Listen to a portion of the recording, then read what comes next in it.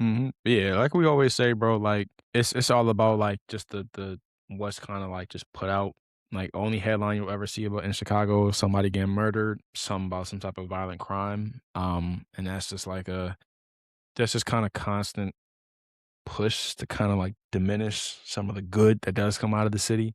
Some of the bright spots and good things about the city. Seattle is actually a really beautiful city. Like people would just it's the same as like how people think Africa is still just this third world continent. And it's just all dirt and mud and villages everywhere. Like if you actually stop looking at Fox or like go out and explore places for yourself or look up pictures outside of what's showing you on the news, you'll see a lot of these places are actually really nice places to live, to explore, to travel, and to be at.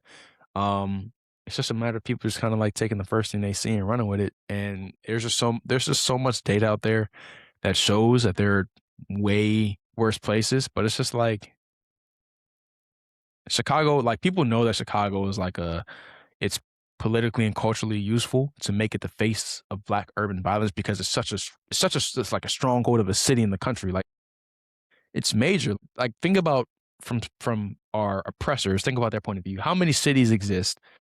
If you think about like just level set, like we talk about, let's say the 4 or 5 biggest cities in America that have the most kind of like influence and just kind of like importance to the country. You thinking LA, New York for sure. You got to think Chicago. You got to think what? Maybe Miami. And what's DC? Maybe. You can't say DC is a murder capital because the president resides there. New York, LA, just too many people that live there. It's too densely populated. Chicago, oh, even though all these other cities got them, West Coast got them, DC got plenty of them, LA got plenty of them. Oh, Chicago has the Chief Keefs, they have the Dirks, they have the Vons, they have the gangs. Let's make them the cultural identity. Let's make them, the face of like I said, politicians that can point to Chicago, they can make an argument for so and so, but it's harder to weaponize a Saginaw, Michigan, a Jackson, Mississippi, smaller, poorer, less visible cities and places with less political unity.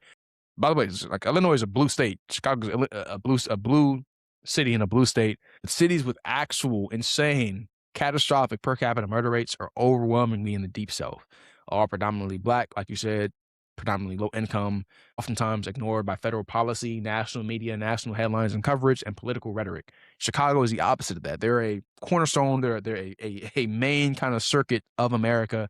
They always receive a ton of national attention, federal policy, and just engagement from politicians year round. So it makes sense for them to weaponize it and turn it against us because it's working in their favor. It keeps more people uneducated, which is always the goal. And it also just kind of keeps that propaganda pushing, you know, towards our demise. So it's very yeah, like we can just sum it up to the outrage about Black death in America is highly selective. It's calibrated not where people are actually dying the fastest, but where death is most politically useful to discuss. Chicago is a narrative, Birmingham is a statistic, and as long as we keep arguing about the narrative, the statistic is going to continue to climb because there are countless examples of, and honestly, it is kind of a problem because like there are hundreds, there are 10 times as much, random number by the way, not an actual, but we know for a fact there's a lot more black on black crime in these cities and areas that happen.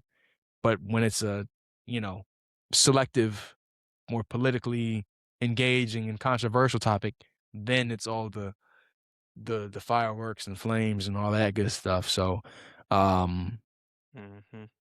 but yeah, it's do you think drill music and the Chirac identity give Chicago's violence cultural currency that other cities don't have? And did that currency end up hurting the city more than it helped the artists that came out of it and became successful from it?